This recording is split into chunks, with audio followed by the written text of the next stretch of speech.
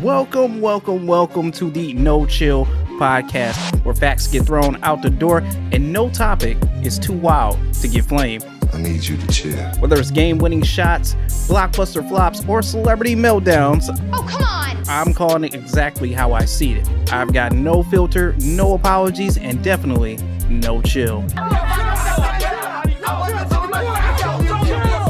Let's get reckless. Welcome back, everybody. Another edition of No Chill with your boy JBSmoovv here. It's been one hell of a week.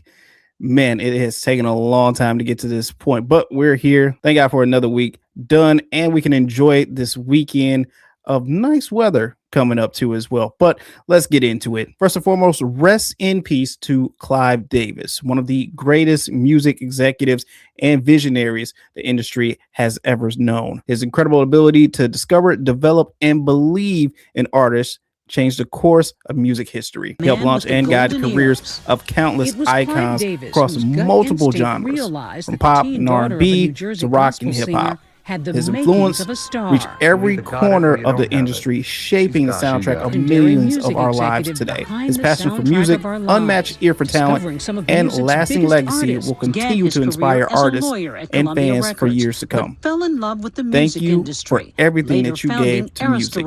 Your impact will never be forgotten. Rest in paradise. All right, try this at your own risk next time you're out and about in a store, but the pink tennis ball challenge. Now, someone needs to explain to me why every single week I have to come back here and look on socials and there's a new fucking challenge or trend that someone wants us to try. But anyway, I digress. This week's masterpiece is the pink tennis ball challenge. If you can go and find a pack of pink pin tennis balls and 3 cans of pink buzz balls at your local store, find some place to empty out said can of tennis balls and proceed to pour in the 3 buzz ball cans. Go up to the register, scan and pay for the tennis ball canister, and now you have cheap drinks that can last you a couple hours, I guess, or for the night, depending on how you drink. Either way, someone somewhere is losing money off of this. Somewhere there's a store wondering why they've sat here and sold 800 cans of pink tennis balls this week alone, and lost thousands of dollars in buzzball products. Like, how broke do you have to be to resort to this? If that's not enough, here's something else that brought to my attention of another challenge, the Benadryl challenge, where kids pop Benadryl pills and see how long it takes them to start hallucinating. Now, is this really what's considered fun nowadays? Because I don't get it. If so, my idea and your idea of a good time are two different things. And just to think, these are the people who are supposed to be the future of this country. Wrestling fans got scammed this week, and no, I'm not talking about another terrible PLE over the weekend. I'm talking about the post that came out about Trish Stratus starting her own OnlyFans account. Now, I will sit here and admit, if this was true, then take my money right now. But you'll have to keep hope alive yet once again, and probably keep dreaming as well too. Because I'm convinced that if Trish Stratus did somehow launch her own OnlyFans, Visa would actually have to send out an emergency alert to everyone due to the high activity of wrestling fans' credit cards. You would sit here and have grown men trying to explain to their wives how honey is not what it looks like. I'm supporting the Hall of Famer here. Come on. And the funniest part about all of this is that the same fans sitting here saying that, oh my God, it's so disrespectful to wrestling, will be the first ones in line swiping their credit cards the second that it became active. So let's learn from this lesson. Maybe, just maybe, verify news first before you max out your credit cards over a fake headline. Wrestling fans can sit here and spot a fake chair shot a mile away, but a fake tweet, that's apparently the most devastating finishing move anyone has ever seen. Detroit sports fans, we need to have a talk. In what felt like the longest and worst week whatsoever, Michigan loses Dusty May to the NBA. The Pistons move on from Isaiah Stewart.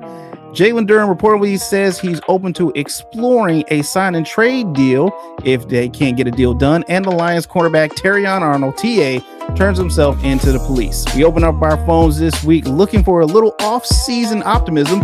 And you know what? We got hit with a 4-leg parlay that no one was going to cash. Like, it looked bad from the start, from tip-off. Michigan fans were just getting comfortable thinking that, hey, you know what? We found our guy. Then Dusty May said, actually, no, hold up. The NBA is calling, and trust me, they've got more money than you do, so I'm gone. Then the Pistons said, you know what? That guy who embodied Detroit basketball, yelling his city he claimed across the jersey, across his chest, yeah, he's going to. Bye-bye, beef stew. Then you've got the Jalen Duren situation over here, hanging over everyone's heads, as Pistons fans can't even enjoy the draft or free agency without wondering if yet another young cornerstone core member will be packing his bags, leaving the city. Then on to the Lions. We finally become a stable franchise for the city, end up making headlines for something that's completely unrelated to football, as Terrion Arnold turned himself in on suspected kidnapping and robbery, with a trial happening very soon. And we all had that collective sigh when we saw the headlines and immediately thought, fuck, here we go again. Can't even have a normal Tuesday without some breaking news coming up, ruining our day. Like, every notification felt like it was a personal attack trying to ruin your lunch break. You know what? If there's one thing I know about this city that it does better than anyone else, is that we can sit here and take a punch and we can keep swinging. We have survived decades of heartbreak, blown calls, rebuilds, and enough unsuccessful draft picks that at this point, fuck it, we're just used to it now. So yes, this week fucking sucked. But if history has taught us anything, is that we'll complain about it, we'll make memes about it, we'll roast everybody involved, and then right back next season, we're sitting here defending our teams. Because being a Detroit sports fan is not for the weak. All right, the marketing department at DoorDash needs an award for this one. Not gonna lie. They had the entire internet believing that the person running their social media account couldn't tell the difference between T-Pain and New Zealand soccer player Tim Payne during the World Cup. At first, it looked like there might have been an intern who was just having the worst day of his life whatsoever. They kept tagging T-Pain instead of Tim Payne, and T-Pain was overly confused as fuck, saying, I literally don't play soccer. I'm just imagining T-Pain just like sitting backstage before a concert, checking his phone and seeing people thanking him for making that sliding tackle in the World Cup. Like, you know what, damn, I know auto-tune is powerful, but I didn't think it was this powerful. DoorDash kept doubling down on it as well. Give the ball to T-Pain. What ball? The only thing T-Pain has been kicking for 20 years has been hits. Then the plot twist came out, because apparently it was all a planned marketing campaign the entire time. This is the internet in 2026 where nothing is real anymore. You can't trust celebrity beefs, you can't trust accidental tweets, and you definitely can't trust a company acting like they hired the world's most confused social media intern whatsoever. But you know what? Honestly, I probably would have respected it more if the intern really was panicking.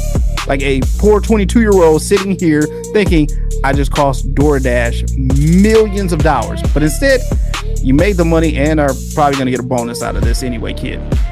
The biggest winner in all of this has to be Tim Payne. The man went on to explain himself to everyone asking, wait, you're not T-Pain? You know what? I don't know how DoorDash is even going to follow this one up. Look, DoorDash, please get this right. I just need something. Stop ordering this weird shit. I know you're doing it on purpose now. I understand it was funny for the internet at first, but now you're doing it on purpose. I gotta sell some of this stuff. And finally, safe to say, the New York Knicks fans celebrated their championship a little too hard, if you ask me, as a JP Morgan executive went to the championship parade, looked at his city trash can and said, you know what? Yeah, that's coming home with me, baby. Not the trophy, not a celebrating t-shirt, not even the confetti that was on the ground.